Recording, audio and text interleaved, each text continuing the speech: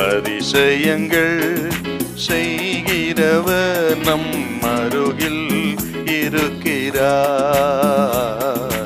அற்புதங்கள் செய்கிறவர் என்றும் நமக்குள் வசிக்கிறார். யோவான் சுவிசேஷம் 6ஆம் அதிகாரம் 20வது வசனம். அவர்களை அவர் நோக்கி, நான் தான், பயப்படாதிருங்கள் என்றார்.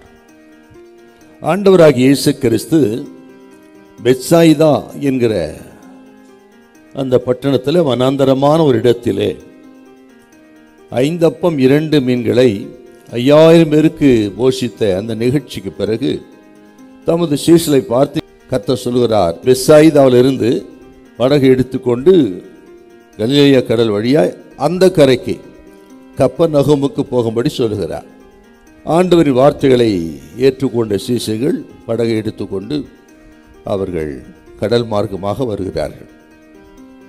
புறப்பட்ட கொஞ்ச நேரத்தில் நடுக்கடலில் வந்தார்கள்.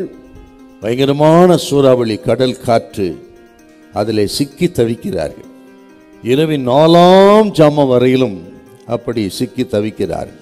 ஆண்டவராகிய இயேசு கிறிஸ்து அதை கண்டு அவர் இறங்கி வந்து கொந்தளிக்கிற ஜலத்தின் மேல் நடந்து வந்து தமது சீஷரை பார்க்கிறார்.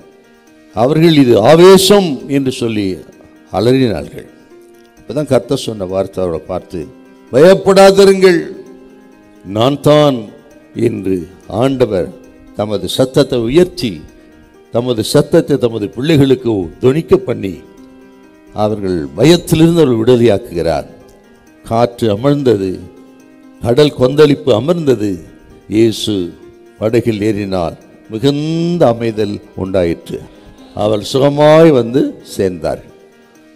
இதில் அறிமுகமாக சில வசனத்தை வைக்கிறேன். மத்தேயு சுவிசேஷம் 8ஆம் அதிகாரம் 23 முதல் 27 வசனம். மார்க்கு சுவிசேஷம் 4ஆம் அதிகாரம் நீங்கள் பார்த்தீங்கன்னா இதே போல ஒரு நிகழ்ச்சி அங்கேயே நடக்கிறது. இந்த 2 நிகழ்ச்சிக்கு என்ன பெரிய வித்தியாசம் கேட்டிங்கன்னா, இங்கே கடல் மேல் நடந்து வந்தான்னு பார்க்குறோம், அங்கே படகிலே இயேசு இருந்தார் என்று பார்க்கிறோம். அப்படியானால் முதல் நிகழ்ச்சியிலே ஆண்டவர் இயேசு படகிலே இருந்து கொண்டே அவர்களுக்கு ஒரு சோதனையை வைத்தார். இந்த 2ஆம் நிகழ்ச்சியிலே படகுக்கு வெளியே இருந்து மலை மேல் இருந்து ஒரு சோதனையை கர்த்தர் அனுமதித்தார் என்று 2 விதமான சோதனைகளை சீஷர்கள் சந்தித்த விவரம் இங்கே இருக்கிறது.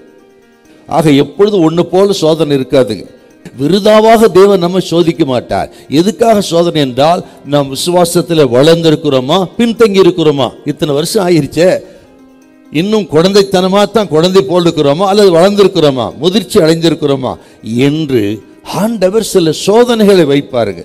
ஆகவே எத்தனை சோதனை இருந்தாலும் சரி, இது ஆரம்ப காலகட்டமாக இருந்தாலும் வளர்ந்த பிறகு வந்த சோதனையாக இருந்தாலும் சரி, கர்த்தர் சொல்லுகிறார் அவர் கூடவே இருப்பார், கடைசி வரை நடத்துவார், சோதனையில் அமிழ்ந்து போக ஒரு நாளும் விட மாட்டார். ஏற்ற நேரத்தில் வந்து தூக்கி விடுகிற தெய்வம். ஹல்லேலூயா, ஹல்லேலூயா.